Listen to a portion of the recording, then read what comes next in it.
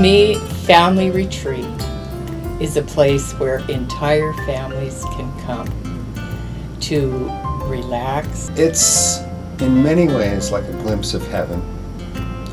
There's very much unconditional love. And it was wonderful too, being around a group of people where you didn't have to worry about how they would react to the peculiarities of your child.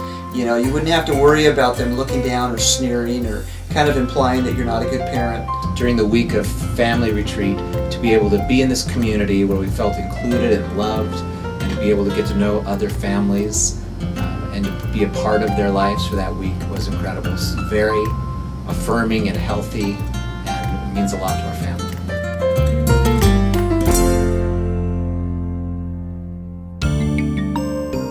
So many families are unable to get to a worship service because who's going to take care of their child who has a special need?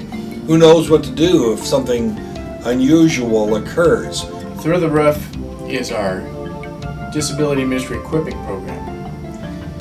What we do is 3-hour workshops regionally every 2 to 3 months so that churches can send representatives to be equipped in things like understanding God's heart for the disabled. Our speakers are people with disabilities like Rick Easton and Janine Holtz. Rick has CP and Janine has visual impairment. The church should be leading the way in integrating people with special needs in very meaningful ways into the body so that society can look at the church and say, wow, they are doing something different there. You never know what God wants to accomplish through your efforts.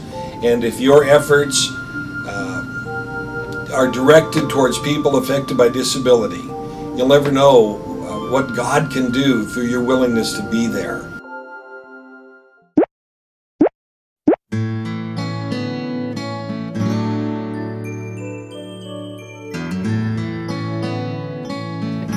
Respite care is a time when families can bring their children and we take care of them for the evening, and the mom and dad can go out, or mom by herself with friends or dad by himself with friends can go out to dinner or go see a movie. Whether it's a date night or a shopping time or just sitting at it looking at each other with the coffee, a coffee cup in their hand, I think it's a sweet time for them. It allows for us as the body to minister in a practical way. I think it's a really sweet time when brothers and sisters who have special needs get a break away from the routine.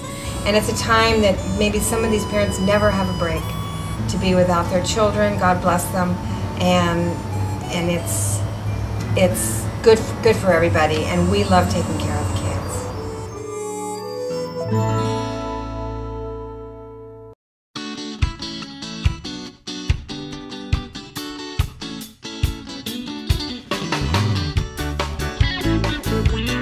Wheels for the World is amazing. It's a wheelchair recycling and refurbishing and redistribution program. We collect used mobility equipment, wheelchairs, walkers, canes, and crutches. Those items go to prisons where prisoners learn a job skill by refurbishing the items. They make them like brand new. So we had maybe a little better than 100 recipients that we saw. Some parents brought a woman in. She was unable to walk. They brought her in and carried her in. She was in her 30s, difficult for them to carry her, and they were thrilled to have a wheelchair. And the lost will come home with joy restored. The world will hear of Jesus and run to his throne. The captive set free.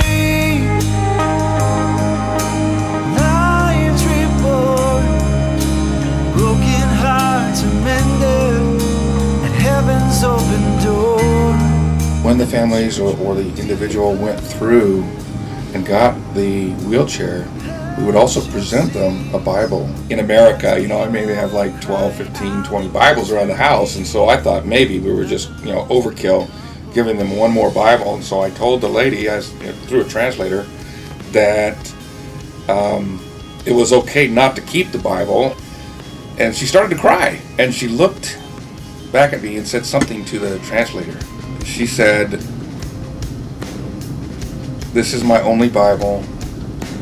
I will cherish it all my life." And I can't tell you what that means when you hear those kind of words about the impact of what we were doing.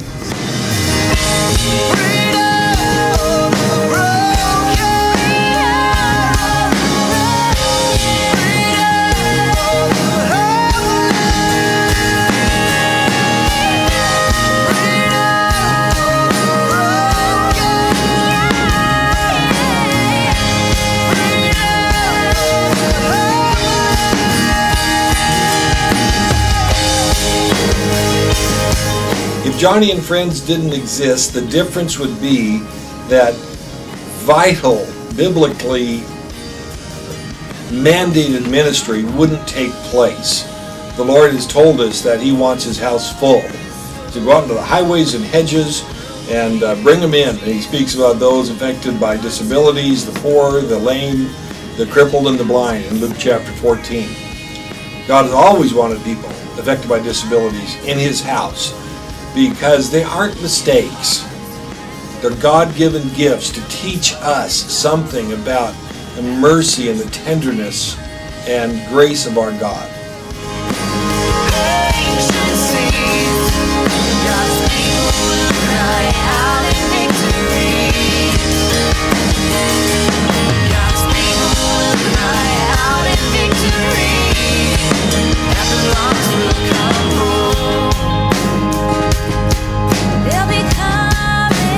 Lost will come home. They're